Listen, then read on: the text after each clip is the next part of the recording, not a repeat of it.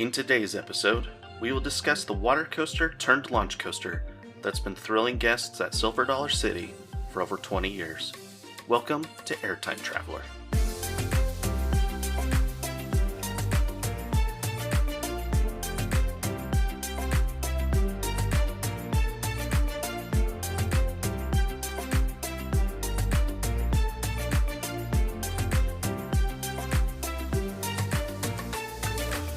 Hi, everybody. Welcome to the Roller Coaster History Podcast. You are listening to Airtime Traveler. My name is Nathan Grace, and I'm joined by my wife and lovely co-host. Hi, I'm Haley, and I'm Nathan's wife and co-host. And we're so excited for you guys thank you so much for tuning in to the very first episode. We hope this will be the first of many to come. Just to kind of give you a brief introduction to why we're starting this podcast. So, I am a roller coaster enthusiast. It's kind of been something I've been interested in for a long time. I started by playing Roller Coaster Tycoon when I was a kid, and even though... So just quick story. So I started playing Roller Coaster Tycoon when I was younger, and we lived pretty close to Silver Dollar City. And I loved going to Silver Dollar City and watching the roller coasters, but I was absolutely terrified and would not ride anything. I was telling my mom the story a couple weeks ago. I went on this tiny roller coaster. It was called the Runaway Ore Cart. I'm not sure if it was who manufactured it or anything like that, but it used to be this tiny little kiddie coaster that was at Silver Dollar City. And I remember riding it when I was a little kid. And I was sitting next to my dad, and it was one of those that it would go around, 3 times. And I remember sitting on the coaster, like grabbing my dad's shirt. After we went around the first time, I was just like, in my head, I was like, 2 more times. Like, I just was terrified of roller coasters, but I loved watching them, and I loved playing the Roller Coaster Tycoon games. And that was until I was a teenager, when I was in high school. And one year for prom, me and a few friends, we decided to go to Silver Dollar City. And at this point, I still had not rode any of the big coasters there. I'd rode Thunderation, which is an aero mine train, but that was it. I hadn't rode anything else. And it was the year after Outlaw Run had been built. And when we got to the park, my friends wanted to, the first thing they wanted to do was go ride Outlaw Run.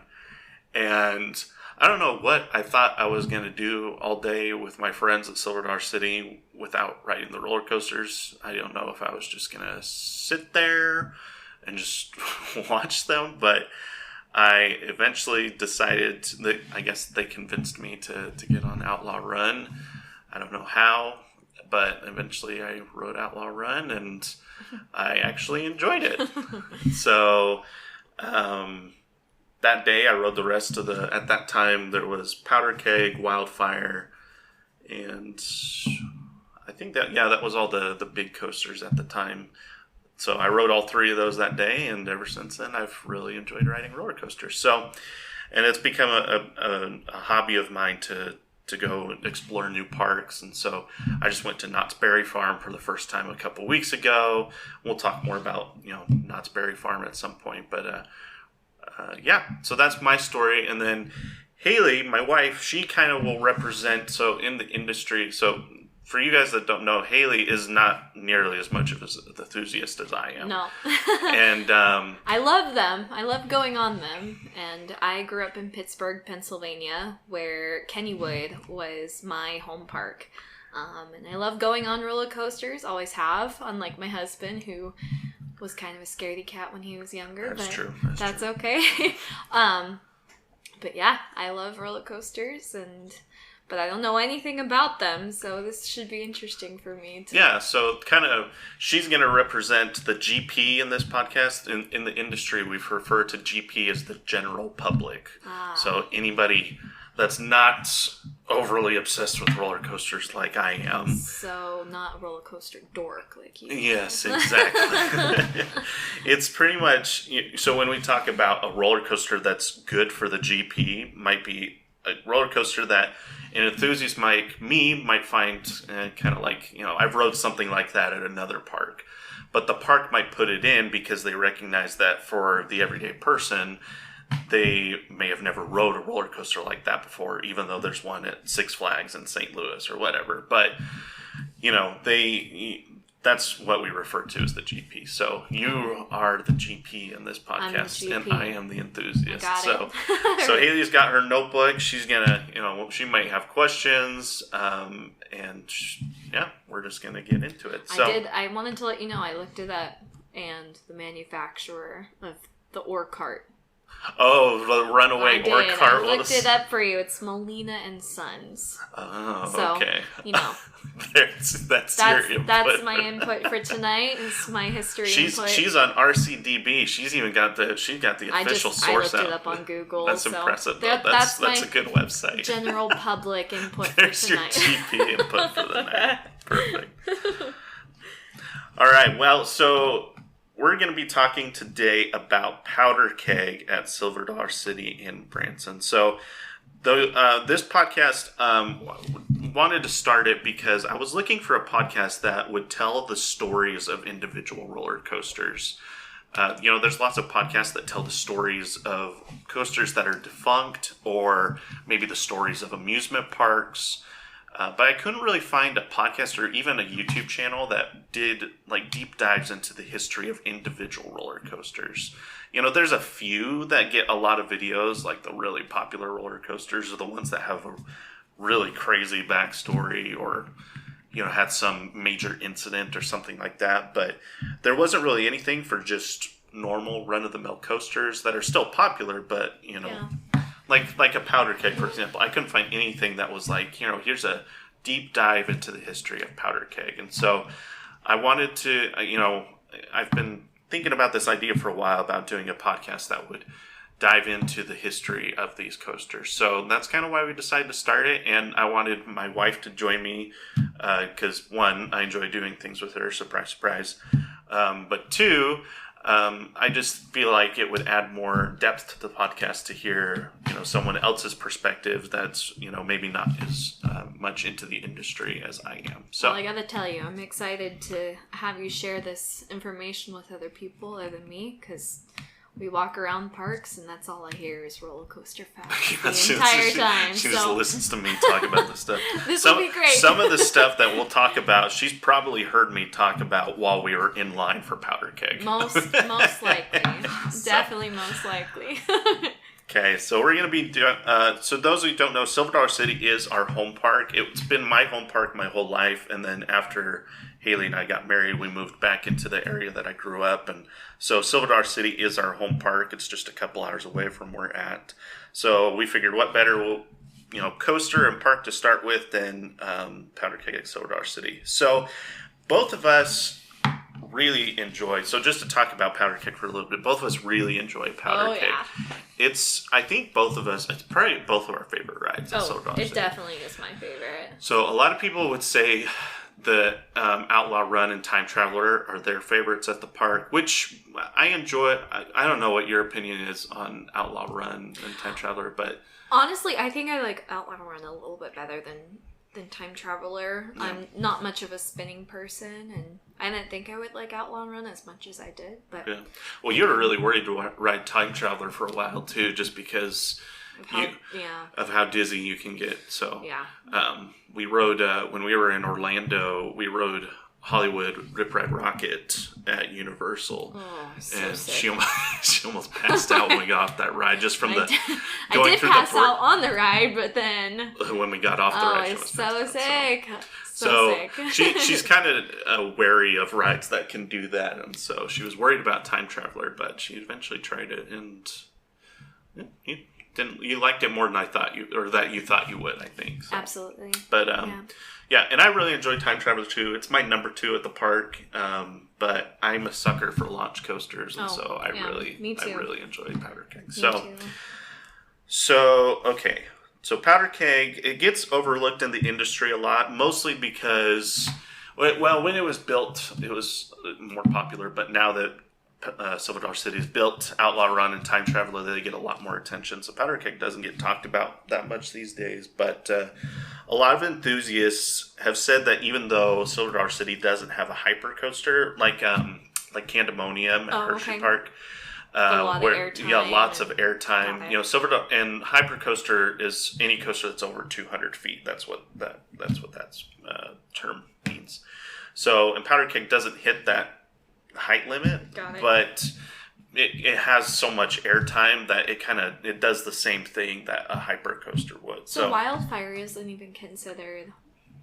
No, because two things. One, Wildfire is considered a looping coaster, which hypercoaster is one that doesn't go upside down. As the general public, I don't know. Well, that's fine. That's what you're here for. So, but Wildfire is only 155 feet too, so it's shorter than Candemonium. Alrighty then.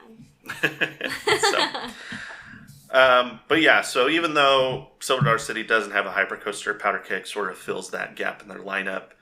The year Powder Keg was built, it was nominated for the Golden Ticket Awards, that's like the most popular. You've talked to me about this before. Yeah, it's the most popular amusement park industry or amusement park awards out there. So it was nominated for the Golden Ticket Awards Best Ride of 2005, but it lost out to Hades, which is at Mount Olympus in Wisconsin. So. Darn Hades.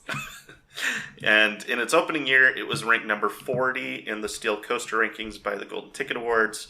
Fell out of the top 50 in 2007.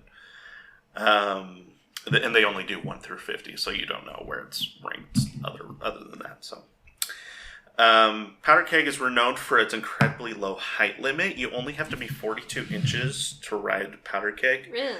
Which is why, so my little brother Levi, he got to ride it for the first time this past summer, and it was like his first real roller coaster. He'd rode some stuff at Disney, but this was like his first big roller coaster. And his face was oh my gosh, his face was hilarious. So, so you only have to be 42 inches to ride it. By comparison, Big Thunder Mountain is 40. Space Mountain is 44. So you can be shorter. Like, shorter people can ride Powder Keg than you can Space Mountain, which is interesting. And then for comparison, another launch coaster, Accelerator at Knott's Berry Farm, is 52 inches. So it's a 10-inch difference between Powder Keg and Accelerator. Which is crazy with how fast it goes. That just kind of blows my mind. Yeah. So the article I read is that's typically 4 to 5 years old is when you hit 42 inches. So that's pretty crazy for how intense Powder Keg is to be, 4 to 5 years old. That's crazy. Now, for most of you, this being our first podcast, we do have a 2-year-old son, which his name is Parker, and so for him to ride that in 2 years. Isn't that crazy? Oh my. That makes me nervous as a mom. Yeah. So. He hasn't even rode a roller coaster yet to think about riding Powder Keg. We're hoping to take him on his first roller coaster this summer, or even in Disney World in December. Yeah. So we'll see. He should be able to ride his first roller coaster by the end of the year. So we'll see how that goes. Okay, and then in the CoasterBot rankings, which CoasterBot, for some of you on the podcast might not even know this, but CoasterBot is a website where people can go in and rank the roller coasters that they've ridden. And then once a year, they will come out with rankings based on everybody that's voted for that year. So, and just anybody can do it. It's not like you have to be invited to do it or whatever. So I participated in this year. It's the first time I've done it. Which is the one where everybody was voting for the absurd Peppa Pig. No, that's for the USA Today top 10 new rides for the year. I was telling her, you guys probably know about this, but how they USA Today was putting out a poll for the top 10 coasters of the year. And or maybe it was new coasters. I think it was new coasters for the past couple of years. And Peppa Pig is getting voted by everyone in the community, and it's still at number 1 as of this morning. So it's really funny. That's typical roller coaster enthusiasts for you. So, but yeah, so CoasterBot's separate from that. But so in the CoasterBot rankings, Powder Keg does rank in the top 100 coasters in the country at 94. Beats out coasters such as Expedition Everest at Animal Kingdom, Great Bear at Hershey Park, and Valraven at Cedar Point. It ranks 3rd at Silver Dollar City behind Outlaw Run, which is ranked at number 12. Time Traveler is ranked at number 24, but it's ahead of Wildfire, ranked at number 103. Which I can agree with. I'm not a fan of Wildfire for different reasons. Yeah, she doesn't like the over-the-head restraints, which... Yeah. And Wildfire's definitely gotten a lot bumpier over the years. I think it could use a retract, but... new restraints. I would love if they put some of their vest restraints on Wildfire, but that'd be expensive, and I think it's popular enough they probably won't do that. So maybe not until... I'm hoping they're going to build a new roller coaster, Silver Dollar City, in the next year or two, because it's been almost 5 years since Time Traveler, so... They're due for a new one, and maybe after the new one's built, maybe then Wildfire will be number 4 in the lineup at that point. So, or number 5 in the lineup. So maybe it would get some attention after that. Well, I don't know. It can only help, right? Yeah, I just hope they don't get rid of Wildfire, because there have been rumors of that too. So, anyway, but I think it's picturesque enough that they'd keep it. Like it's definitely a beautiful coaster. It's definitely the most photographic, or what's the term I'm looking for? The most photogenic. Photogenic. Yeah. Thank you. Definitely the most photogenic ride in the park. For sure, but like I said, I'm not a fan of it. It gives me quite a headache when I get off. So. Yeah, you're not the only one. I've seen other people complain about that too. So. All right, well, let's dive right into the history of Powder Keg. Let's go. I'm excited. Yeah, let's go back to 1998. Wow.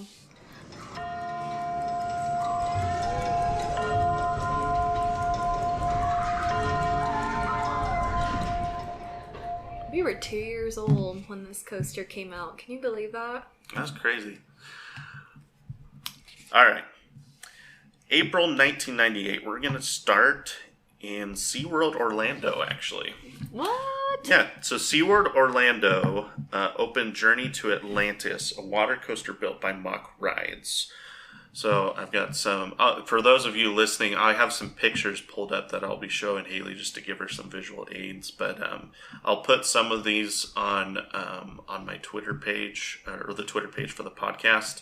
I'll plug that at the end of the episode. But so this is Journey to Atlantis. I haven't rode this version at Orlando. I have rode the version at SeaWorld San Diego when I was really, really small.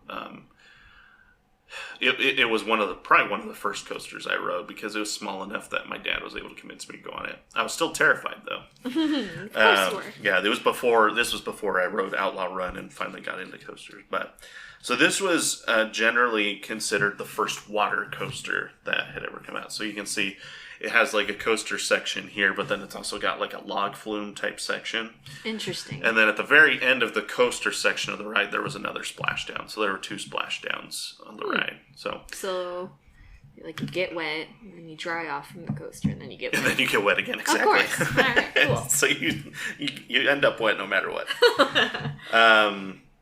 So the ride was pretty popular. It's still there today. And like I said, they ended up building another one at SeaWorld San Diego. And they built a third one at SeaWorld San Antonio. So each of the SeaWorld parks now have one of these water coasters.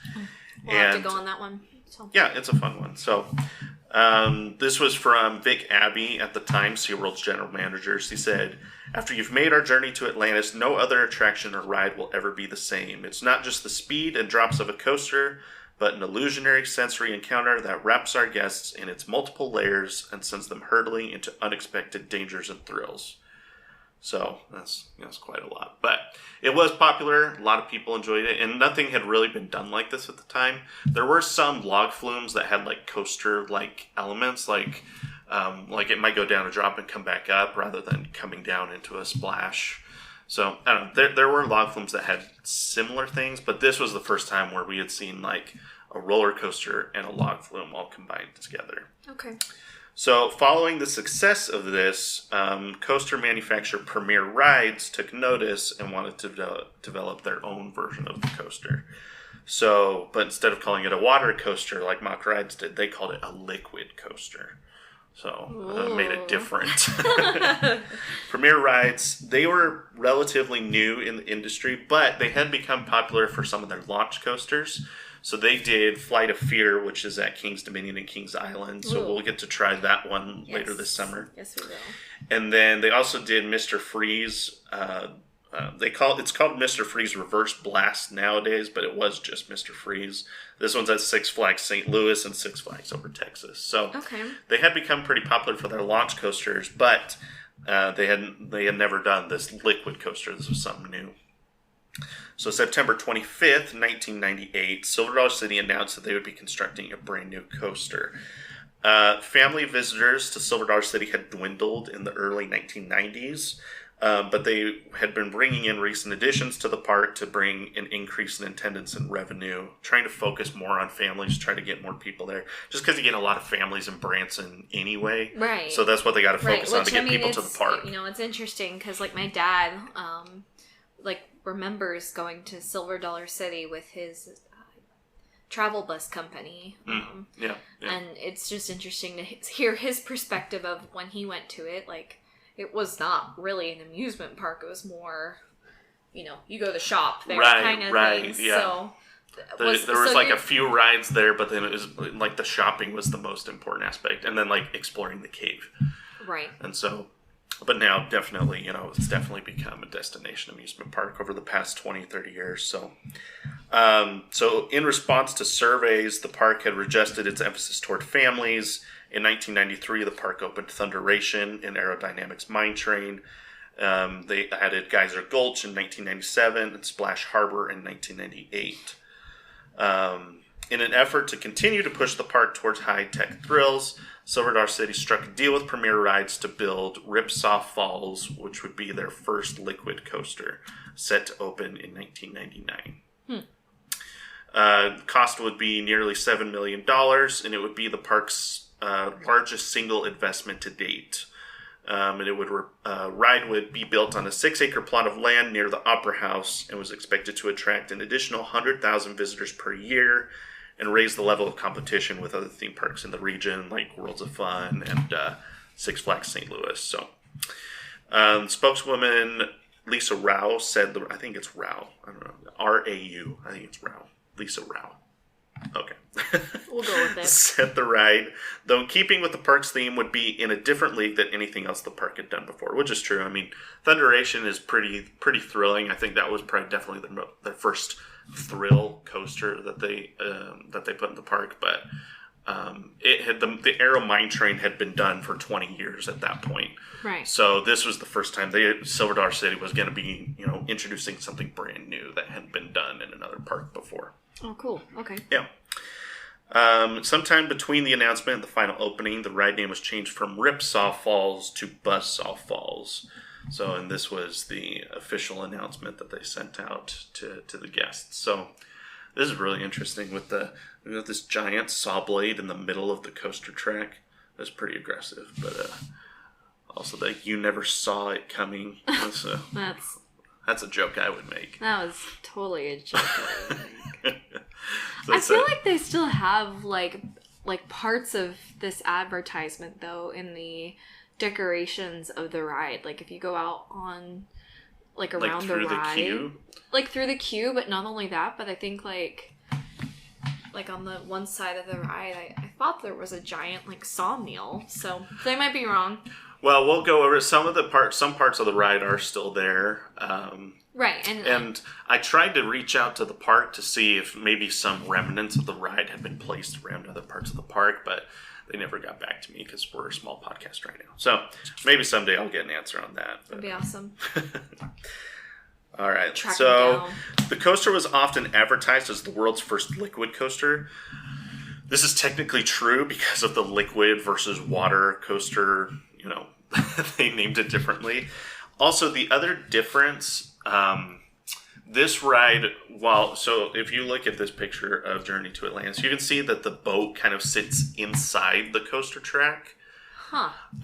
Whereas Buzzsaw Falls was meant to be a boat that would actually be able to sit on top of a roller coaster track. Weird. So it was a little different in that way. So they were able to advertise it as the first of its kind, even though it was pretty dang similar to something that had already opened the year before.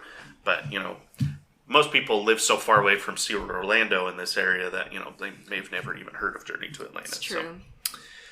So, according to the park, the purpose of the ride was to be twofold. Obviously, one, to bring in more guests, but two, it was meant to be a high capacity ride that could generate, get a lot of people through, so it helped decrease the wait times with all the other rides in the park.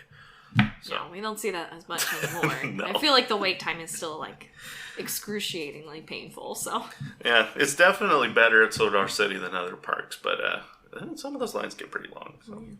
I think especially at Midnight Madness, man. Oh, Moonlight Madness is wait. crazy. Yeah, there's a 2-hour wait for Wildfire. Oh, it's awful. Yeah,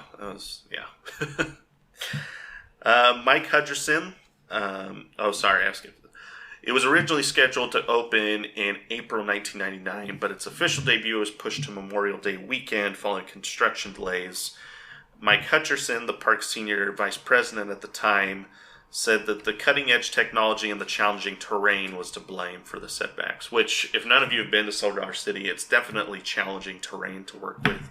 Lots of hills, lots of trees. Yeah, I mean, even walking through the park, you see that quite a bit. It's a workout to work. Wear walk your through tennis shoes for sure, because it's quite the terrain to walk through. It definitely makes the coasters unique, because both Thunderation and Time Traveler, go out of the station straight into a downhill drop section. Which I think because it being unique to that, I love it. I like that they use the terrain to their advantage. Especially in the fall, it's beautiful. Mm-hmm. I ride the roller coaster even just for the picturesque moments. For sure. So,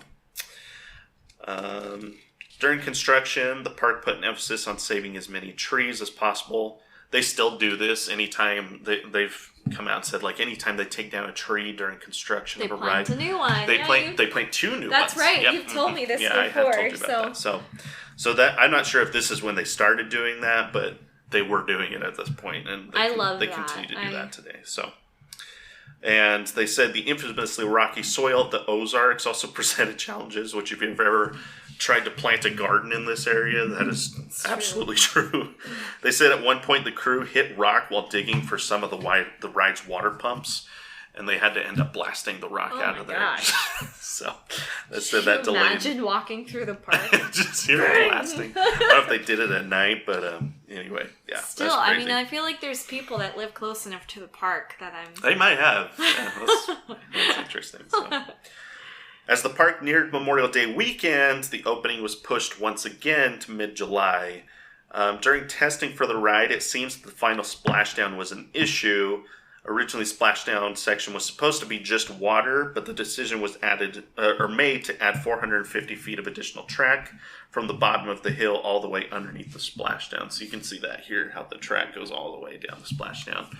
So I couldn't find an official reason why this was done, but my guess is either one, the boats weren't stable enough as it hit the water, and so the track keeps the boat stable, or two, maybe it just was turning weird and wasn't going straight. I don't know. Well, I can tell you that's a lot of water, so I'm sure you would have gotten soaked on this. We will talk about how much water there was on this ride. We will get to that, because that impacts why this ride is no longer there. So, and finally opening in July of 1999, but not in time for 4th of July weekend. Oh. So they missed Memorial Day, missed 4th of July, so that's huge days I missed. You said it cost more than even Time Traveler did? It's the most expensive? It was the most expensive one to date. So at that point, it was the most that they had spent on a ride. Oh, got it. So to date, meaning at that point. Yeah, so it cost more than Thunderation did, which was before that was the most expensive. Which I can totally see that, because Thunderation's kind of rickety, but... Not when it was built, but it is pretty rickety nowadays. Yeah. So.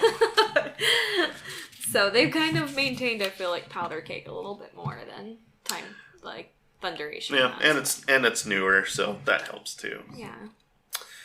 All right, so finally opening, it was the tallest and fastest coaster at the park, standing 110 feet tall, reaching a top speed of 50 miles an hour. It had 7 boats that held 10 riders each. Ride time was roughly 3 minutes, and the coaster's course stretched over 2,200 feet in length. 1,700 of that was steel, with 500 feet of trackless flume. The guideways on the boats were specially designed to be multifunctional, so I think I've got a picture of it here. So you can kind of see that it had these wheels on the sides of the boats, So it worked as, in two ways. It worked to keep it on the rails once it got to the coaster section, but also as it's going through the flume section, it kind of worked as a bumper to keep it off the walls. Moved up to the side like that. That's cool. Yeah. And the boats were made of fiberglass, but were painted to look like wood, as you can see. So. Yeah, I wouldn't have been able to tell the difference. Yeah, so they did a pretty good job. They did a good job, yeah. All right, so this was the ride experience. Riders boarded the 10-seat boats in 5 rows of 2. One of the less popular features of the ride was the clear plastic shields lining the boats like windows on a car. So you can see that in the picture here. It's got like these little plastic shields on the edge. Yeah, There's actually, it's hard to tell, but there's actually one in the front too, like a windshield. Apparently, the boats were prone to flooding, which is why they put those in to kind of keep more water out of the boat. Which is strange because Journey to Atlantis doesn't have anything like that, and it doesn't have problems with the boats flooding. So I don't know if the drainage system for the boats wasn't good enough. Might have been, yeah. Or I'm not sure what it was. But I feel like those doors, though, too, like, that would be an issue with you, like, running into the doors. It doesn't look comfortable. No, it doesn't look comfortable. So I guess they would, like, swing out like a door, and then after you sat down, they would, like, swing back into place. So. The first portion of Buzzsaw Falls was relatively tame. After departing the station, boats entered a free-floating segment in a water trough that winded through a logging camp. Park wanted to make sure this portion of the ride still remained relatively exciting. At the time, the water portion on the ride was among the fastest free-floating water sections in the country at about 11 miles per hour. So, you weren't just, like, kind of muddling along. Like, they actually... I mean, do you know off the top of your head how fast Mystic River? See, I'm not sure. I saw somewhere that... I was trying to find, like, maybe like Splash Mountain, what the speed of the flumes is, but I couldn't really find it anywhere. The only thing I feel like Mystic River is incredibly fast. There's definitely parts of Mystic River that are... Especially the slide part. Oh my gosh. The one thing I could find was, I found, like, a manufacturer of rapid rides that their rapids, like, the typical flume speed was 6 miles per hour. So, I don't know. It definitely is going pretty fast through that section. So, the boats transitioned to rail as they entered a sawmill, passing under a 6-foot rotating saw blade. So you can kind of see that's the idea behind the saw blade right there. And you would go underneath it, and it would kind of swing over your head. And it gave the illusion that it was going to, like, hit you, but you never came within 7 feet of the blade in reality. So. After a short lift hill, the boat plunged down a heavily wooded hillside. That's where it transitioned into, like, the coaster section. So I can see it right there on the diagram. Yep. So it comes in this coaster section and makes this big sweeping turn to the right. It was a 270-degree turn, and that's where it hit its top speed of 50 miles an hour. From the top of the lift hill to the lowest point was about 90 feet. So that's it was a 90-foot drop, but it was, pretty gradual just as you're coming down the side of the hill. The boat slowed as it exited the turn and approached the lift hill. Buzzsaw Falls' 95-foot lift hill offered views of the Ozark Mountains. After cresting the lift and maneuvering through a 90-degree turn, the boat passed through a small shack-like structure. Right. And plunged 65 feet into a pond below. At the bottom was a tangled mess of logs that sprayed mist, creating a photo-worthy scene as the boat splashed into the water. So you can kind of see the logs down here. Yeah. And they sprayed like a mist. Like a mist, yeah. So it kind of gave the illusion you were going to crash into this pile of logs or whatever, but then you go through into the splashdown section. Coaster was met with great reception among the guests. It was a fairly new concept in the industry. We talked about it wasn't brand new, but most people in this area hadn't seen anything like it. And wait times for the ride would often be an hour and seemed to be a successful investment for the park.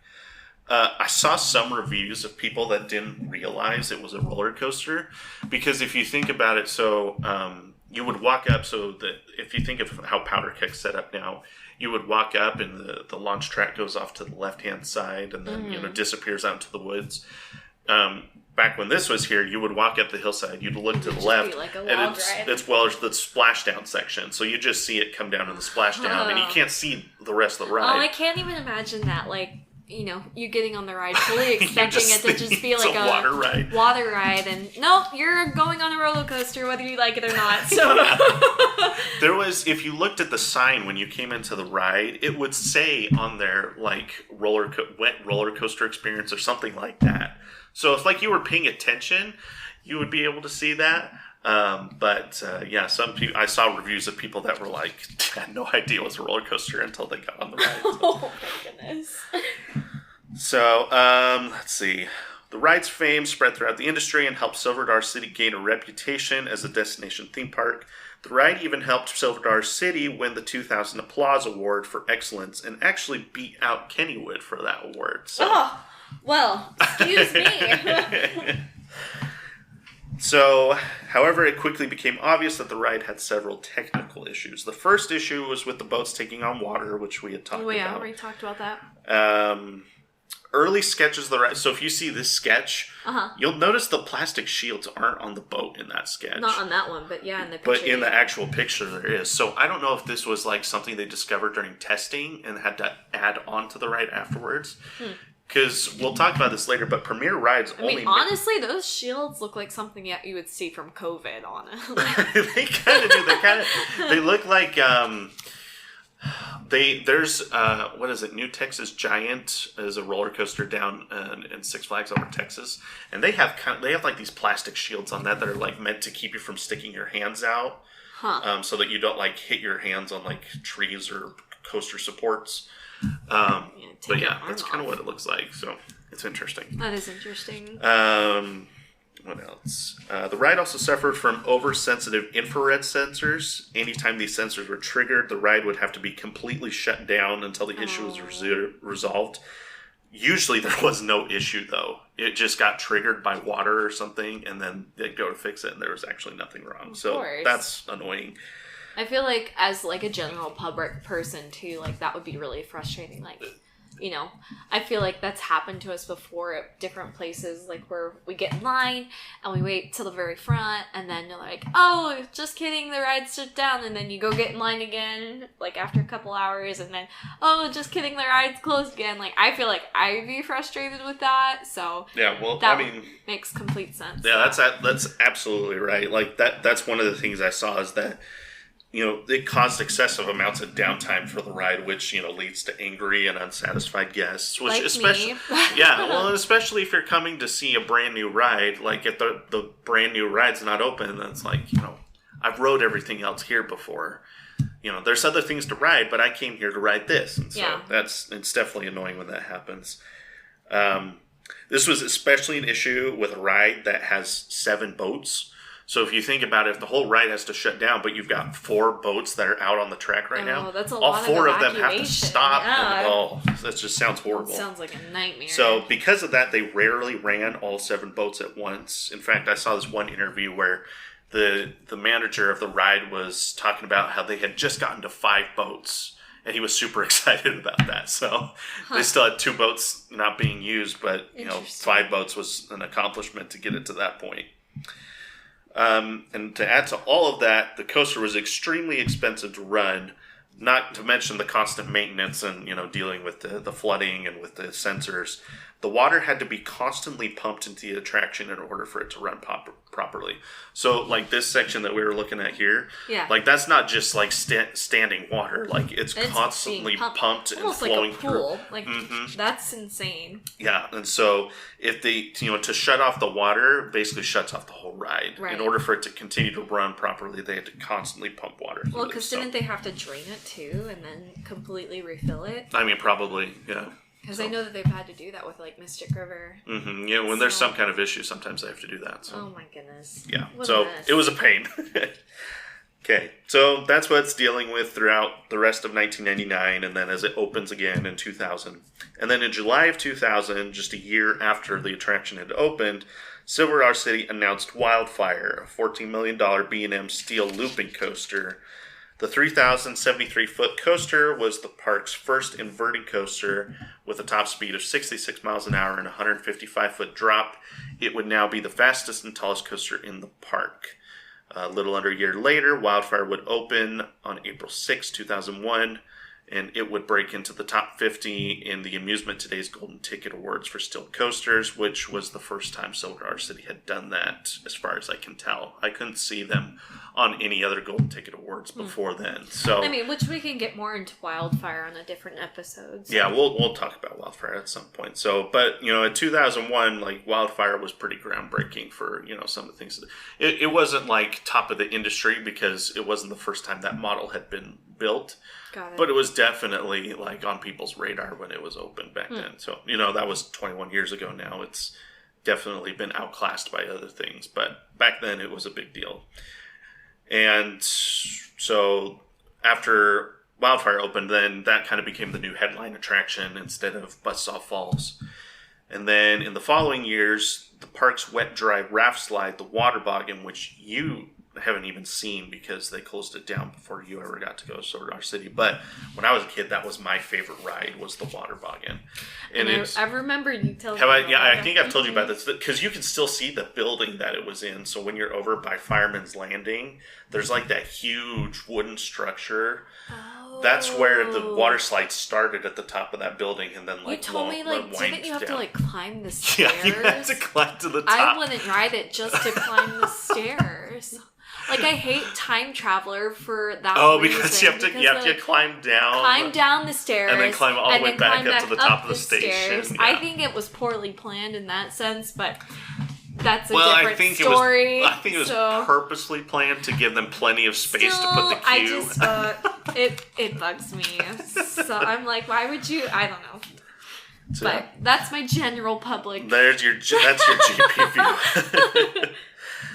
So in 2003, the park had made the decision to completely overhaul Waterboggan, and they had to completely replace the boats. I guess, from what I remember, it used to have like a big steel boat type thing that you would sit in, and those were having issues. So that in 2003, they removed those and replaced them with like inner tube style boats, like a typical big water slide, right? Got it.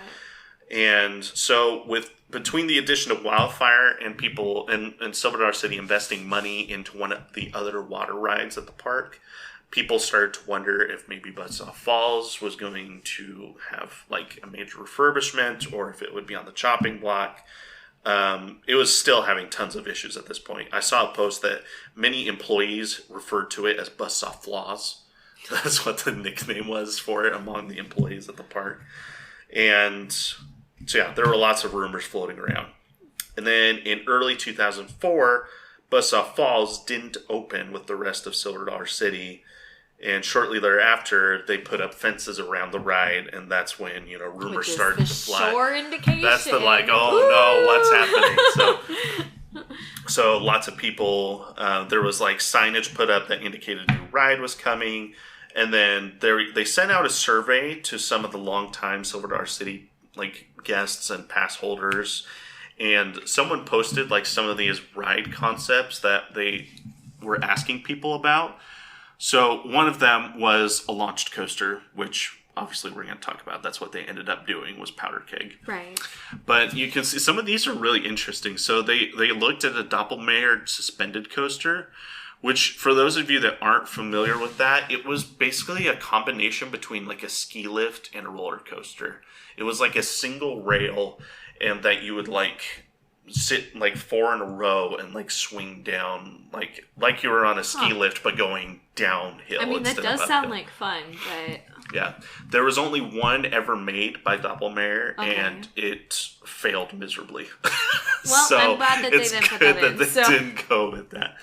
So, and then the Great Mine Ride, which is confusing because it sounds like a mine train coaster, but they already had Thunderation, so I'm not sure what the idea behind that was. The Great Barn Play Area, which obviously ended up actually coming in, which our son still loves to this day. He loves they that did barn put it area, in later, I guess. I don't know when did they put that in? We'll talk about it. I have it later on. We'll talk about the barn swing and all that, but clearly that this was something that they've been thinking about for a while. So, and then it looked like they were looking at a shot tower, which is basically it's like a launch tower instead of just a drop tower. Like, it's those ones that launch you up in the air and then you drop down. Got it. So, which they actually have one now, but they got it from another park. So the Firefall over by that Fireman's Landing. We haven't gone on it because I'm not a huge fan of the drop towers, but anyway. Oh, drop tower. Duh. Oh, yeah. You know what I'm talking about. Yes, no. So, but then this one is interesting. So, it's called the Ice House Coaster, which I guess was meant to be like an indoor coaster, which like based on like an ice house, like butcher house type of deal. And it meant to be like an inverted coaster, like where you would be swinging on like those big like ice hooks that they have. Weird. Yeah, I don't know. I guess this has been an idea that's been around for Silver City for like a long time. Like it was first introduced back in like the 70s or 80s. I wonder if it's still an idea because I don't know. Sounds interesting. It does sound interesting, and Silver City hasn't done an indoor roller coaster since Fire in the Hole, which was a long time ago. Fire in the Hole's then I know you have your own opinions of that. Yeah. We'll talk about Fire in the Hole a different day. So. But like Dollywood has another indoor coaster that they built. And Kennywood has one, and so does Hershey Park. Yep. So I mean, they're popular. Yeah, for sure. Yeah. And obviously Disney pretty much only does indoor coasters. So. Who's excited for Guardians of the Galaxy? That is. I am so excited for that ride. So. Anyways. So, these were some of the ideas they sent out, but clearly the most popular was the launch coaster because that's what they ended up going with. They did because it's still my favorite ride. So, in April, some enthusiasts discovered that Hershend Entertainment, which is the company that owns Silver City and Dollywood, they had trademarked the name Powder Keg, and rumors began to circle that the launch coaster was, what they were going through. And so, this was the sign that they had outside on the fencing. New ride coming in 2005, A Blast in the Wilderness. Oh, fun. But that's a cool picture. Yep. But that was it. That was all that they had. Then finally, November 6, 2004, Silver City formally announced a new launch coaster, Powder Keg, A Blast in the Wilderness, which is its full official name. I never call it that, but that's the full official name of the coaster. Know that. You didn't know that? I didn't know that. Yeah, Powder Keg, A Blast in the Wilderness is the full official name of the coaster. Which is funny because it doesn't even say that on any of the signage in the park. It doesn't. That's why I was like, I didn't know that. It may say it on the sign that... Because the ride has 3 signs. If you haven't been there, there's like a small sign that's down at the bottom of the hill that's like, I don't know, probably a couple feet wide. Okay. And then as you walk up the hill, there's the big sign that's like up and over the footpath. And that only says Powder That Keg. one definitely only says Powder Keg. And then there's the sign that's above the actual entrance to the ride, which also just says Powder Keg. Huh. I think the one at the bottom of the hill, the little sign, I think that one actually says A Blast in the Wilderness on it. Interesting. But it's funny because it's the smallest sign out of the 3. Yeah. So. All right. In the theaters... let's get this. Designed by manufacturer S&S Power, the $10 million Powder Keg would launch riders from 0 to 53 miles an hour in 2.8 seconds, followed by airtime moments and overbank turns. In the years prior to this announcement, S&S had gained prominence in the industry for their extremely intense air-compressed launch coasters. So, using the same type of system as a hydraulic launch, these launches used compressed air to launch the vehicle instead of hydraulic fluid and nitrogen. So, I'm no engineer, so I don't know all the details behind how it works, but S&S would advertise that it's more economically friendly to do air compressed launches instead of using hydraulic fluid and nitrogen. So makes sense. So, and when Silver City announced that, they even made that a big deal of like it was more economically friendly to do an air compressed Which I feel launch, like that whole park, tries to be they do like kind of focus on that economically friendly kind of thing because of the whole trees and anyways, that's cool. Yep. So, so the technology developed by S&S for the Thrust Air 2000 model, which the first coaster they did was Hypersonic XLC, which was at King's Dominion. Like fun. So, is it still there? Unfortunately not. So we'll talk about that. Oh, what a bummer! I know. So this one went from 0 to 82 miles an hour in like 1.8 seconds. It was crazy. Whoa. So the technology had produced launches that no one had heard of. This one is still there, but this one's in Japan. So this is Doja Dompa. We're not going to Japan anytime soon. No. This is the fastest accelerating coaster in the world. It goes from 0 to 112 miles per hour in 1.56 seconds. Yikes! Okay, I love launch coasters. I'm all for them, but I feel like that one would make me really This thing is crazy. sick. It sounds intense. They had some reports, I think it was over the summer, that they got, I don't think they got sued, but there were some reports that people were having spinal injuries on the ride. Oh my gosh. Yeah, not great. No thanks. Not great, but... I'm okay. I'll pass on that one. General public says... GP says no. No. Powder Keg would utilize the same technology, but with far less intensity. Powder Keg is the acceleration is three times slower on Powder Keg. In all honesty, I feel like as, if I'm representing as a general public member, I think, that is way more family friendly. And with the height restrictions that they have, I feel like that's, such a family friendly ride that, a lot of ages can more enjoy. And, I've even seen, elderly people get on this ride. So I feel like you can still enjoy the launch feature, no matter who you are kind of thing. Absolutely. So. And I was going to say the same thing. I couldn't see anything official, but that's my guess. I'm guessing it was because they tried to have thrilling stuff at Silver Dollar City, but they're not trying to... I mean, Outlaw Run's the most intense thing they have there. Yeah. So, anything... more intense than that. I don't really see them doing that. They try to. I think they would, maybe in the future. But... maybe they definitely do push the limits. But even Time Traveler, it's a expensive ride. It's a lot of fun, very thrilling, but it's not intense per se. Right. I think I think they might go a little bit more intense, but nothing like. No, Mr. Let's break your back in Japan. No, nothing like this. So. Oh goodness.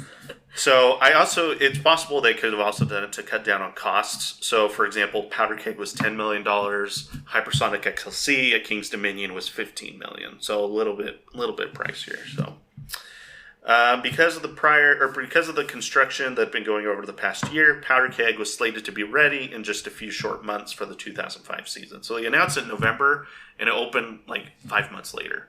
Which is crazy. That's a really short amount of time. Yeah, people knew something was coming, but the announcement to be 5 months before it actually opened, you never see that anymore. Which I think that'd be really exciting for it to be open that quickly after they announced it.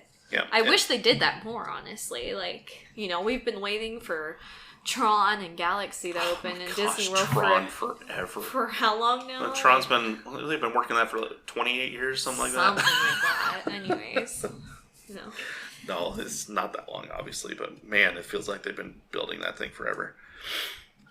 April 8th, 2005, Powder Keg opened to the public and continues to operate to this day. So their anniversary's coming up. Mm-hmm. Okay. Yep.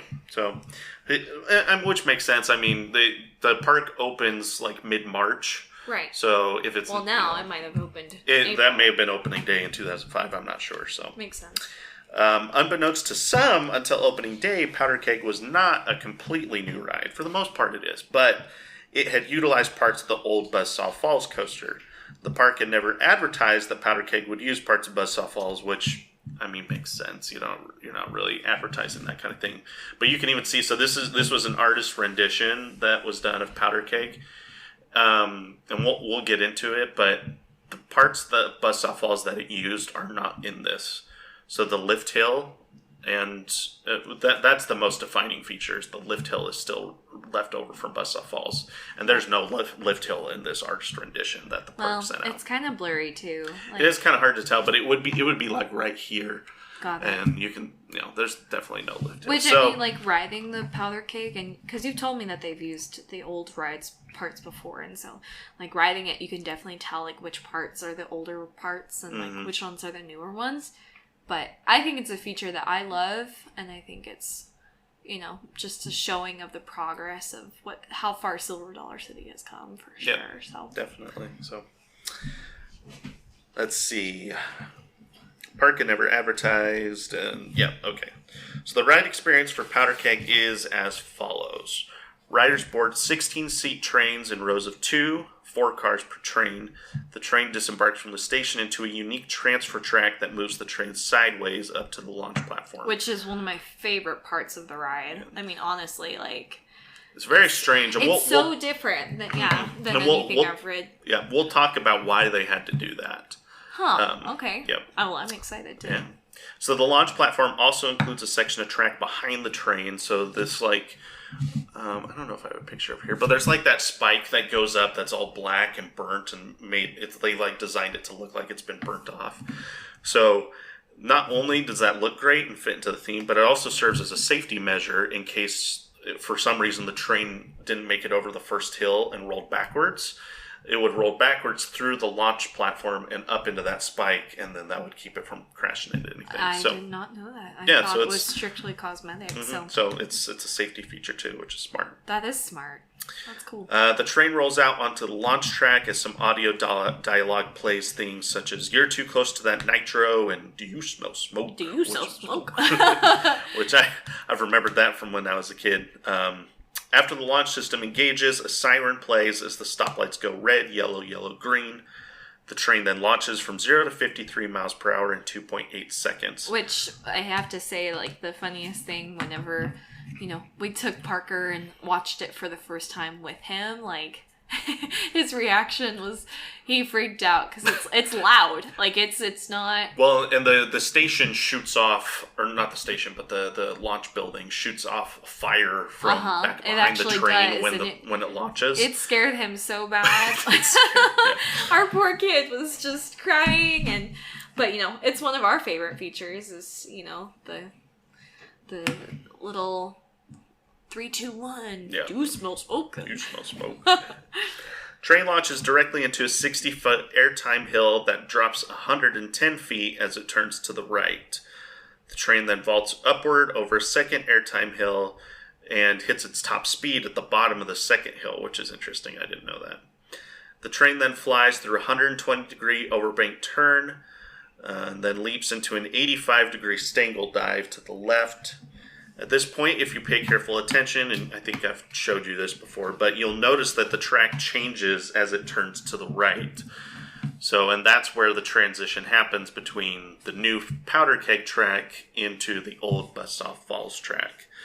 It stays the same color, but the track construction is different. So if you ever ride Powder Keg and you pay attention, you'll be able to tell that it changes. So just the construction of the track goes from the S&S track is very similar to like the new Vekoma track where it has one big spine, whereas the old the old Buzzsaw Falls track is kind of more like an Intamin design or a Gerstlauer design where it's got like this zigzag pattern with the brackets between the rails. So okay. So anyway, so you can clearly see that difference as it transitions from one track to the old track, or from the new track to the old track from Buzzsaw Falls. Right. Which, again, like I said before, I've noticed, the difference. Mm-hmm. Like, you can totally tell what the different track looks like, which... Yeah. Interestingly enough, I noticed that before I knew that. Like, before I was a roller coaster... Well, before I was an enthusiast of, like, keeping up on all these things. I pay attention to detail. And so, like, I noticed that. Which I do too, but, like, I you never noticed that. I never noticed it until you mentioned it, and then I was like, oh, well, that's where it was, so kind of thing. So. Yeah. So, the train tears through the old Buzzsaw Falls track, weaving through a number of steel supports. Magnetic brakes slow the train down before it engages the old lift hill. Riders get time to catch their breath and look around at the beautiful trees at Table Rock Lake. Yes, they do. After the lift hill, the track changes back to the new Powder Keg track. The train makes a left turn, dives down another steep drop at 45 miles an hour. Before hitting a 110-degree dragonfly turn, the train leaves the turn and hits a little pop of airtime before running into the final brakes. Okay, so let's talk about how Buzzsaw Falls being there before Powder Keg, how that affects the Powder Keg experience and different remnants of the ride. So, because of the unique construction history behind Powder Keg, the ride is one of the only coasters in the world to feature a launch and a chain lift, which makes sense. Most launch coasters, it just launches you through the whole circuit. So, but it is kind of unique to have two different experiences, which actually makes it one of the longest launch coasters in the world too, because you think of launch coaster, like if it launches you at a station, then the one ride at is Hershey. just... Yeah, like Storm Runner, like when it shoots you out of the station, well, the whole ride's only like 30 seconds. Whereas in Powder Keg, it's like 2.5 minutes because you have like that break in the middle where you're going up the chain line, it's such a neat feature because, I think I love Powder Keg so much that I, don't want to get off. So it's fun to have both features in it to kind of give it a longer experience. Yeah, and one of my favorite parts of the ride is that dragonfly turn at the end, where you come down and then it whips you to the left. And you get a lot of lateral G's in that dragonfly turn. So I enjoy that. I enjoy that they didn't just leave the ride as it was. Like they tried to make it a little more thrilling at the very end too. So. All right, so other than the obvious use of the old track and the lift hill, there are also other remnants of Buzzsaw Falls in the area. Powder Keg uses the same station as Buzzsaw Falls. Right. So, the trains even came in and out the same direction. And you can kind of see that here. So, here's I love this station so much because the station is where, you kind of go through the queue, and then, at the very end, right before you board, there's, a bridge over top, and, so you get to view, them launching, and anyways, I like it. So what's interesting about that bridge is because of the way the rides were designed, that bridge is actually in a different spot now than it used to be. Really? So Powder Keg, when you come into the final breaks, you make a right turn into this back of the station. Well, Buzzsaw Falls, because the splashdown was on the other side, you would make a left turn into the station. So when I was looking at it, this is when they were doing construction on Powder Keg. So you used to walk in right there, and and then you'd get in your boat from there and then exit to the left. But now because the coaster comes from this direction. Right, you walk up and over.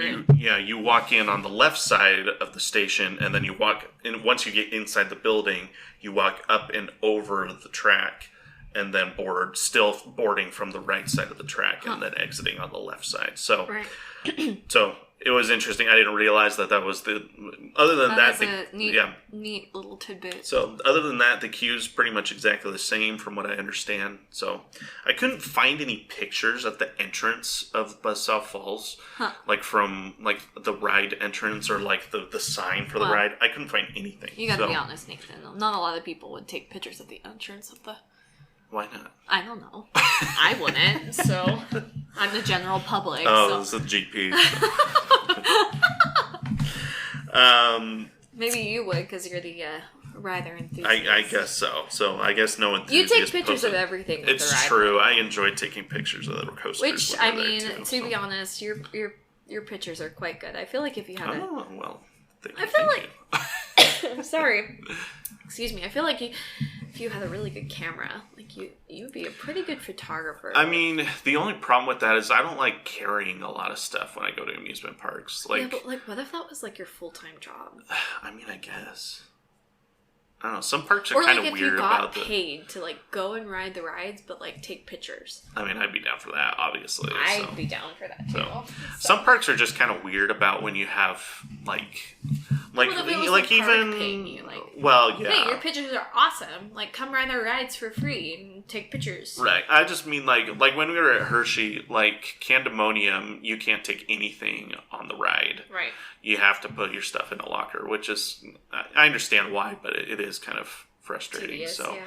And then even some of the newer RMC coasters, they have metal detectors, so you can't even have your phone with you unless you have zipper pockets or something like that. So. Anyway, that's why I try not to have anything other than which I feel the bare you necessities have when I go to the park. Now that you've become really into going to amusement parks, you have shorts that have zipper pockets. It's true. I purposely and that's the thing. Even in which I love because then I can keep my phone on my feet too. So. Yeah, and then I just put it in my pocket. Yeah, there you go. Yeah, there's definitely I've definitely seen multiple in the groups that I'm a part of. I've definitely seen multiple people. That's our new marketing is roller coaster shorts with zipper pockets. I've definitely seen people post they'll find. Something at Old Navy or whatever, and they'll post it in the groups that I'm a part of. Guys, look at these. They're $20, and they have zipper pockets on them. That's my new idea is advertise it as roller coaster. Coaster pants. Coaster pants. That's it. There you go. Trademark. There you go. Trademark those coaster pants. Oh, man. All right. No, you're fine. Powder Keg usually is the same. We talked about that. Use the same station. Q is a little bit different. Because it uses the same station, that's why there's a transfer track. And the reason for that is, so if we go back to this image, so if you think about the fact that the splashdown and the launch track are in almost exactly the same spot. Well, because Powder Keg is launching away from that spot, whereas in the boats were coming towards you, like they were coming down the hill and splashing down towards the station, and then they would just go past you and go into the back of the station, right? Well, since Powder Keg is leaving from that direction, there wasn't really like an easy way to get the track. Like they could have just done it launching straight out of the station, but then it wouldn't be right next to the path where people get to see it. And which is half of the experience. It's true. Right? It truly is. I mean, you know, every time I ride Powder Keg, I go over there and watch it one time and then get in line, unless I'm like in a rush or something. Well, like we've even gone with friends and family, and it's fun to like stand there and watch and show them the ride before we get on. Show them, but then like even watch them do it. Like, you know, I feel like that's something you don't get to see often, and so being able to watch them, you know, see you later. So for them to get the coaster or get the train from the station to the launch platform in an easy way, the best thing that they could come up with was doing just a transfer track. Which transfer tracks aren't unheard of in the industry. They're just not typically part of the ride experience. They're typically how they get the train off the track and into the maintenance shed. So that they can, or if they need to add a train or remove a train because of how many guests are there. I can see that. Yeah. So transfer tracks are pretty much on every coaster, but they've just never really used it as part of the ride, which is kind of interesting for Powder Keg. So that's why it's there. And then the other thing that I didn't really notice until I started doing this research, when you're coming on the final brakes, there's that building that's to your left side. As you come out of that Dragonfly turn and then you hit the brakes right before you go to the station. There's that building on the left side. That's the old sawmill from Buzzsaw Falls. Really? Yeah, so that building is where you used to go through that building and then come out of it and drop down into the coaster section. Interesting. The only difference is the actual... I'm going to pay attention next time. So the only difference is there was this little section you can see here. There's like a little part of the building that would like jut out to the side. That's the part you would go through. They got rid of that. Right. So now I was going to say, I don't recognize that building, but the building is still there, and now I'm pretty sure it's used as the maintenance shed. So I think that's where they house the trains when they're not in use. So that's left over from Buzzsaw Falls. I'm gonna really have to pay attention next time we go on the ride. And then the last thing that's not so obvious, and then we'll talk about the obvious one. The last thing that's not so obvious is if you here's a better picture so you can see that building. That's where you would come through. Yeah. The last thing you can see from this overhead view is this is the water trough that the old Buzzsaw Falls ride used to follow.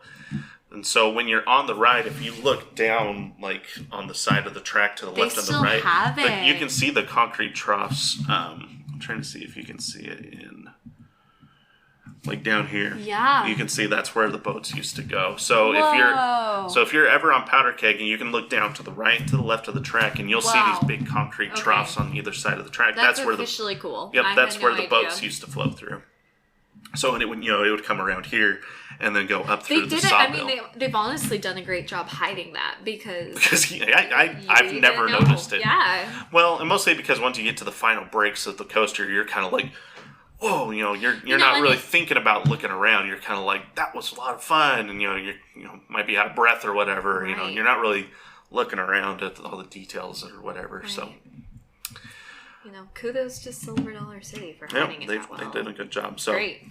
The last and most obvious remnant, which I know I've told you about, is if you walk past the entrance and then look back at the Q building, there's part of Coaster Track that's like embedded into the roof, which is just for decoration. But there's also an old Buzzsaw Falls boat there is. Embedded into the roof of the building. Such a fun piece that they added. Yeah, and I love that they recognize that Buzzsaw Falls was an important part of the park's history, and even though it was a troubled ride and it gave them lots of problems, like, a lot of people still loved the ride and really enjoyed it. Yeah. And so it's nice of them to have that added touch to I wish parks have it did call that back more, to it. like, the kind of had a throwback of, this is how we came to be. Let's add that to the park kind of thing. And I agree. So it's nice when they have little touches like that. I think Silver Dollar City does a great job with, being, throwback to everything too, but especially this ride, I feel like it's one of the main rides that you just like feel nostalgic on, definitely. For sure. So the one thing I did notice when I was looking at it, I'm pretty sure the boat that they embedded in the roof doesn't have the plastic shields on it. Of course it does. Which is really funny. I mean, honestly, can you blame them though? Because those shields are ugly. They really are. I'm like, you guys have to take a look at the pictures because I'm not even kidding you. It reminds me of something that you would see on COVID. Like, for sure. Yeah, it definitely looks like they're trying to cage you in the boat. So. Whether you like it or not, you're going on this ride. Yeah. All right. So, yeah, that's pretty much the story behind the ride. Now, there is a couple other things I want to talk about. I have a theory about the opening of Wildfire. I couldn't find any confirmation of this, but here's my theory. Between Thunderation and Buzzsaw Falls was 6 years. Between Wildfire and Powder Keg was 4 years. Between Powder Keg and Outlaw Run was 8 years. And then the Outlaw Run to Time Traveler was 5 years.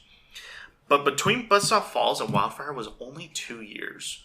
Between two major investments. It kind of feels like it was stuffed in there. Like, it feels like Wildfire was stuffed in between the opening of Buzzsaw Falls and Powder Keg.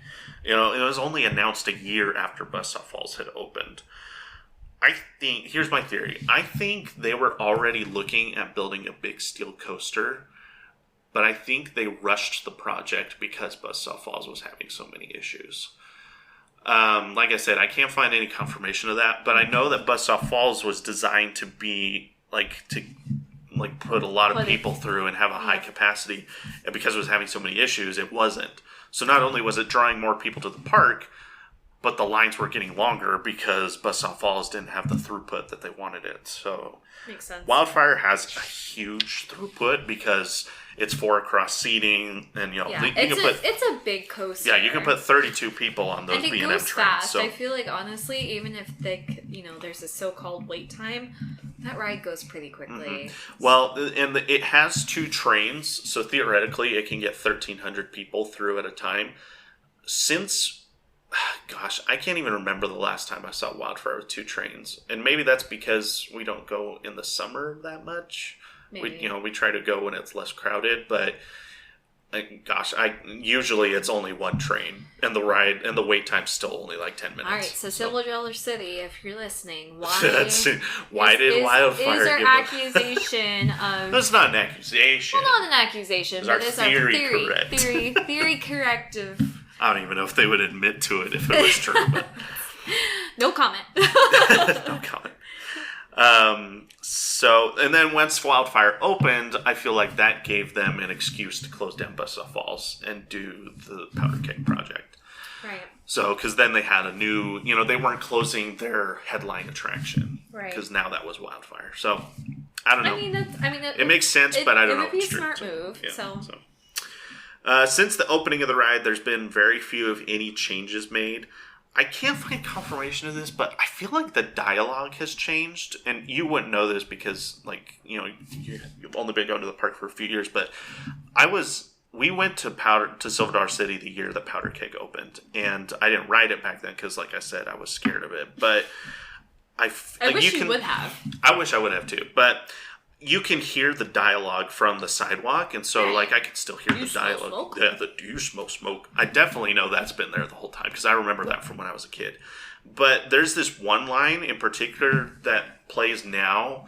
It says, the very last line that it plays is, she's gonna blow, or it's gonna blow. Yeah, I think it's gonna blow. I think it's gonna blow. I don't remember that at all from when I was a kid. And I don't know if that's just my memory... not serving me correctly, or if that's a new addition. I have no idea. So, interesting. There is one part of the ride that was originally planned that never came to fruition, and you can see it in the. So for you guys that are listening, I will post this artist renditioning. I can't even. Artist renditioning of Powder Keg because we've referenced it a few times now. But you can see there's like this water feature. Here where the final. I've never seen that. I was gonna mention that earlier, but so they have like the fire. So I wonder if they replaced the water with fire. Well, so here's what it was. So because this is where the final breaks are. So because like that's the old mill building. So this is like as you're coming into the final break run. Right. So there's this water feature. It was supposed to be kind of like a mini splashdown where like have like these splash features, almost like. Kind of in homage to Buzzsaw Falls, kind of like as in memory of Buzzsaw Falls. I'm kind of glad that they didn't do that. Well, and here's what's interesting: you can actually see remnants of this. So as you're coming down the drop off of the lift hill, you see this. Yeah, it's like a little box. Yeah, there's like a concrete. Like trough to the right side. I guess there used to be one to the left side too, but they got rid of that. But for some reason, this one is still there. I don't know why. Let's leave it there. But we might add splash features to maybe someday. But I've been told that's where the splashdown was supposed to happen. And honestly, like I'm kind of glad that they didn't do a splash feature. I love water rides, but if I'm gonna get wet, I want to get soaked. And if I'm gonna, I don't like getting. Well, it's kind of funny because Fire in the Hole is the same way. Fire in the Hole has like a mini splashdown section on the and last drop. Sometimes you get wet, sometimes you don't. And like when I get wet, I just feel gross the rest of the time. And so I'd rather make up my mind like, hey, you're gonna go on a water ride, like. Yeah. I don't know. The reason they didn't add it is because during construction they found that Powder Keg is extremely sensitive to any kind of precipitation. Which is true. It's true because it's like one of the first rides to shut down even if there's a chance. Absolutely. If you're ever at Powder Keg or if you're ever Silver Dollar City and starts to rain, Powder Keg is definitely the first coaster that will close. So yeah, so it makes total sense why they would get rid of that because, it's definitely... And I don't know if it's because the ride gets too fast when it's wet. I'm not sure what about it is sensitive, but definitely they have issues with it when it's wet. So, right. Last thing I want to talk about, I can't find confirmation of this either, but I did say we're going to talk about the barn swing. Now, so the barn swing was built in... so they announced... It's your favorite ride, right? Oh, I do not like the barn swing. For some of you might like the S&S Screamin' Swings. That they're a dime a dozen at this point. So there's one at Kennywood. Yep. They just opened one down in, I think it's SeaWorld San Antonio. They just opened the biggest one in the world. And I don't know, there's a lot of them nowadays. But they have one at Dollywood now, which opened after the giant barn swing. But... I remember when they opened it, like it was a huge addition to the park. Like obviously it was the biggest thing they'd done since Powder Keg. It's built by the same company that built Powder Keg though. Really? Which if you notice, if you go on Powder Keg, it has the same seats. Like they're identical. The restraints, like even has the little... You're saying that? Like if you look back at the headrest, it has the little S&S logo just the same. Weird. Yeah, so they are identical. Which is weird because... No other roller coaster has the seat restraints that the Screamin' Swings have, so I don't know why Powder Keg does. I don't know. Hey, I'm fine with the restraints. I'm a restraint snob. That's fine. That's snob. something someone in the enthusiast community would say. That's not really a GP thing. I don't know. I just if my head gets like banged around, I don't like it. She would not enjoy a Vekoma SLC. She has no idea what that is, but idea what it is. those of you that are enthusiasts will know that she has the worst restraint out there. So, well, maybe not the worst, but one of them. Right. Well, I mean, even like when we went to Hershey Park, like there's that one ride. I think it's Great Bear. No, you didn't ride Great Bear. That's what I'm saying. Is I didn't go on Great Bear because you were worried about those because they're the same restraints that Wildfire has. I'm a restraint snob. I like the Powder Keg restraints. I feel like I'm able to enjoy the ride without getting a headache. So yeah, well, Outlaw Run is nice too because it doesn't have over the shoulder restraints. So exactly. Yeah. So. But yeah, so S&S built the giant barn swing, and they built it in 2007, which was 2 years after Powder Keg opened. I know it's common for parks to buy rides in like bundles for discounts. In fact, there's a rumor right now. So we went to Hershey Park for the first time last year. There's a rumor. Well, that, you did. That's true. You had been before. Yeah. There's a rumor that Hershey Park bought Candemonium in a bundle with another ride. That hasn't been confirmed, but a lot of people think a dive coaster built by B&M is coming to Hershey Park next. So, which would be fun. I would enjoy that. So, but like I said, it hasn't been confirmed. But it is common for parks to buy rides in bundles for discounts. And I've always wondered why Silver City didn't have Premier Rides come in and fix Buzzsaw Falls, which they're the ones that originally built it. And they're really good at launch coasters. So I was like, well, why didn't they just have Premier Rides turn it into a launch coaster? The first obvious answer is maybe they were mad at them and didn't want to keep working with them because Buzzsaw Falls had all these issues. But then I thought about it, and I was like, well, maybe S&S gave them a good deal if they bought Powder Keg and a Screamin' Swing. And that's why they built them back to back, and maybe they got some kind of... So maybe they bought Powder Keg and the Barn Swing in some kind of bundle. All right, STC, there's your next question. There's my next question. Did you buy Powder Keg in the bundle? All right, you've got 2 questions to answer here, so... I know you're listening, Silver City.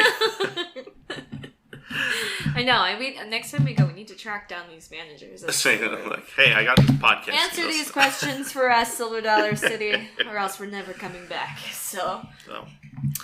Just kidding. We love Silver Dollar City too much to not come back. So. Yeah, absolutely. So, all right. Last thing, Powder Keg. Since Powder Keg was constructed, S&S really hasn't built anything else like it.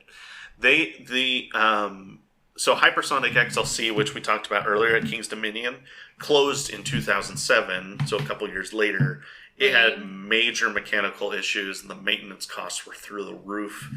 And so the park just had to get rid of it, even though people loved it. Yeah. And so I'm kind of glad that Powder Keg didn't end up being as intense as that ride was, because it may have ended up getting, the same kind of issues. Right. So Powder Keg has definitely stood the test of time because it's not as intense, I think. Then again, Dodonpa, which is the second ride that S&S did. The one in Japan. The one that's in Japan that breaks your back, yeah. That one's still open today. So, I don't know. Hypersonic XLC was the prototype, so I don't know if maybe that's the reason that one had issues. But the only thing that S&S has built relatively similar to Powder Keg since is this is Max Force, which is at Six Flags Great America. It's kind of in the Chicago area. Okay. So this one opened just a couple years ago in 2019. And it's currently... pretty new. Yeah, so it's a pretty new one. And this one is the fastest accelerating coaster in North America. So it's not as fast as... That inversion is crazy. Isn't that crazy? It's the ride has 2 inversions on it that are completely unique to it. I mean, that does look unique. It's very swooping fixture kind of thing. Yeah, so. It's definitely a bucket list coaster. Of course it is. But Nathan, everything is on your bucket list. Well, that's true. Everything's on my bucket list. Everything that I haven't rode. So, last thing is just since Powder Keg's opening, obviously Outlaw Run and Time Traveler have become the star attractions of the park. Which is funny because Outlaw Run, I mean, every time I feel like we've gone, the wait's like 5 minutes. Right, and what's the wait for Powder Keg? Like 2 hours. I wouldn't say every time, but definitely 45 minutes at the or at the least. That's the one ride that we definitely every time we go. Is it worth it to buy the Trailblazer Pass? Because usually we get to the park and we do Time Traveler first. Right. Get that one out of the way because by the middle of the day, it's going to have a 90-minute wait usually. Right. So we're like, let's do Time Traveler, and then everything else, all the rest of the coasters usually are walk-ons. Even Outlaw Run, which is crazy. We're pretty good. We're pretty good about keeping an eye on the app, on the map, and seeing the wait times there and things like that. But again, with Powder Keg, it takes so long. And honestly, I don't know if this is true or not, but they always seem to only have one train running. Yeah, I have noticed that. And I know they have at least 2 trains. I don't think they have... They probably have 2 trains. I don't think they have 3. There's your homework, Nathan, is figure out... Does Powder Keg how many trains does Powder Keg have? I'm pretty sure it only has 2. But they really, pretty much 90% of the time I've gone, it's only one been train. running one train. And so it always takes a while. Which is something, this on. is kind of a Silver Dollar City thing, and I don't know, I don't blame the park for this because I know it's less expensive and less, labor to run one train at a time. Right. But when I went to Knott's Berry Farm, last month. Right, you told me about this. Everything except for Accelerator was running multiple trains. That's crazy. And the park was dead. It was dead, and they were still running tons. An Accelerator really doesn't need multiple trains. Staffed. I mean, area is so isolated. Like Branson's pretty an isolated spot. For the performers, and the people that work at the restaurants and things like that. There's really not that many people. It's true. There's really only 10 to 15,000 people that live in Branson, and a lot of them are performers. Branson's the tiny town that's a city. It's true. It's a weird place. There's definitely more people that visit Branson than live in Branson. It's definitely a weird spot. And Knott's Berry Farm would not have that problem. Knott's Berry Farm is, in the LA area, so there's tons of people there. So maybe that's why. I don't know. But yeah, we can usually get on all the coasters in Silver Dollar City with relatively low wait times, but Powder Keg is the one that makes us think, maybe we should get the Trailblazer Pass today. So. I mean, like we said, it is one of, our favorite rides, and so that's always the reason why we're should we get the Trailblazer? So. Yeah. The last thing I will say before we close, the night ride on Powder Keg. Oh my gosh, it's so much fun. Incredible. The only part of the track that they light up is the launch track. Yeah. And so riding this in pitch black. Oh, it's insane. It's a lot of fun. The Outlaw Run, I think, is still the best night ride at Silver Dollar City because that one is literally pitch black. You could close your eyes and you could see better. Right. But Wildfire, they light up a little bit. Time Traveler, they light up. I haven't done Thunderation at night. I bet that one's... we did. It was dusk, so it was still a little light. But I bet Thunderation's probably pitch black too, pretty much. Except it's right next to Time Traveler, which is lit up. So I don't know. So you're not gonna tell us story of your Powder Keg shirt. Oh, I guess I'll tell that story. Come on. So that's a story you need to share. Okay, so I'll end with this story of my Powder Keg shirt. So we've been going to Silver Dollar City for a long time, and there's not a gift shop over by Powder Keg. Which is interesting because I feel like Time Traveler, Outlaw Run, Wildfire, they all have their own gift shop. Yeah, I think what it is I think starting in 2001, I think Silver Dollar City figured out the Disney method, which is to make you exit through the gift shop. Mm-hmm. Which, since Buzzsaw Falls was built in 99, that's why Powder Keg doesn't make you do that. But Wildfire, Outlaw Run, and Time Traveler make you walk through a gift shop as you're exiting the ride, which, that's the Disney method. So, smart. Yeah, it is smart. It's brilliant. So, Powder Keg doesn't have a gift shop. There is a gift shop at the bottom of the hill, but it's not a Powder Keg gift shop. It's just a generic gift shop. Yeah. So I thought that Silver Dollar City didn't have any Powder Keg merch, but it's my favorite ride at the park. So Haley made me a Powder Keg shirt, and we'll have to post pictures of it on your Twitter page. Yeah. It is not trademarked. We have nothing to do with the ride. We're not gonna sell it. We're not gonna sell it because we shouldn't. We're not allowed to. Yeah. But I mean, it is a really awesome shirt. It's simple, but it's a fun shirt. Yeah. And I've even had the ride ops when we're in we try to sit front row when we go on Powder Keg. And I've had Red Ops comment on it, oh, I love your shirt, and so... Yeah, I feel like they've almost gotten to, recognize you now, because you're the only person that wears it, so... Yeah. Well, where the story gets interesting is, the one time we got on and got in the front row, and they said that they liked my shirt, and I was like, yeah, we had to make one because, there's no shirts at the park, and... the ride op told me, actually, there's one shirt, and it's at the gift shop at the bottom of the hill. And we're like, really? Oh, so we go down there, and sure enough, they have one Powder Keg shirt. One shirt that's down in that gift shop. So, but anyway, it's not as cool. It's not as cool. Yeah, I mean, it's I don't know. it was a little much for me. I prefer more subtle the t-shirts and more simplistic. So and that one basically, it's just the logo. So it says Powder Keg, and then Nathan designed like part of like the ride. Yeah, I took like one of the Airtime hills and like turned it into like a two-dimensional like a shadow so that you could cut it out and put it on the shirt. Because I used my Cricut machine. So gotta love my Cricut machine.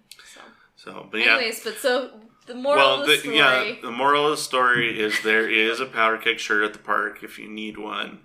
Because we're not getting the best part. What? Oh, that's right. There was one time we were walking through the park and this group of teenage boys saw my shirt and one of them just yelled out, "Powder Keg shirt!" And like that's it. That's all he said. And then he like, just Powder Keg shirt, and he was so excited about it. And we're like, "Oh, okay."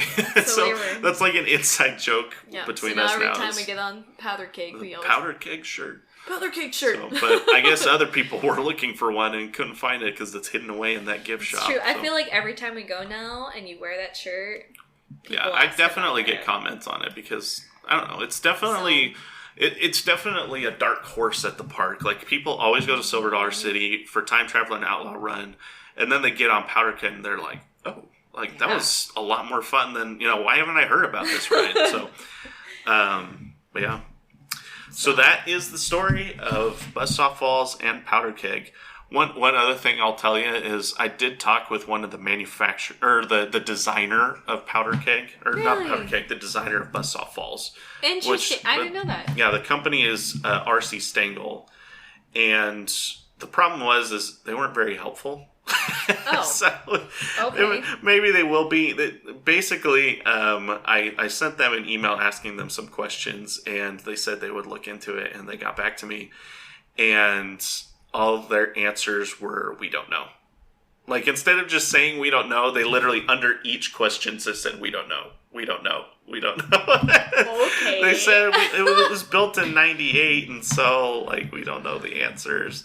The only answer that they did have is I asked them if they had worked on any other projects similar, and Premier Rides did build one other liquid coaster besides Buzzsaw Falls, and I guess R.C. Stengel helped with that, too. But then I asked them if, was there anything from Buzzsaw Falls that went wrong that you used to improve on your next design? And they said, "We don't know." So I was like, well, this isn't very helpful. Great. So, well, thank you, everyone, for tuning in and listening to this first episode of Airtime Traveler. We hope you enjoyed it and hope we can continue to do more. I think our next episode, I'm going to do something from Hershey Park. I haven't decided what yet, but I'm down. Yeah, so we're going to try to do coasters that we've actually been on so that we can kind of add more commentary to what we think of the coaster and what we think of the park and in general. So we'll be visiting Kings Dominion and Kings Island for the first time next month, so we'll be able to talk about... Just a couple weeks, honestly. It is true. I guess it's about a month now until we go to Kings Dominion. Gotta start our countdown. Yep, so that'll be exciting. So after that, we'll be able to talk about some of the coasters there, and it'll be exciting. So excited. So go ahead and follow us on Twitter. Our handle is just @Airtime Traveler. Super simple, all one word. And we're also on Instagram. You can follow us there. Yeah, and seriously, leave any comments too on things that you might have questions on or you want to see in future podcasts. I think, as your co-host and general public, that's something that I like doing is I like commenting on everything on social media. Yeah. So. And if we got anything wrong or if you know someone that might be able to give us some more information on anything, feel free to let us know. So tag Silver Dollar City. Yeah, tag Silver Dollar City because they need to answer those questions. Yeah, because they didn't answer any of my messages, so I'm not bitter. So, all right. Well, thank you so much for listening to Airtime Traveler, and we'll see you in the next episode.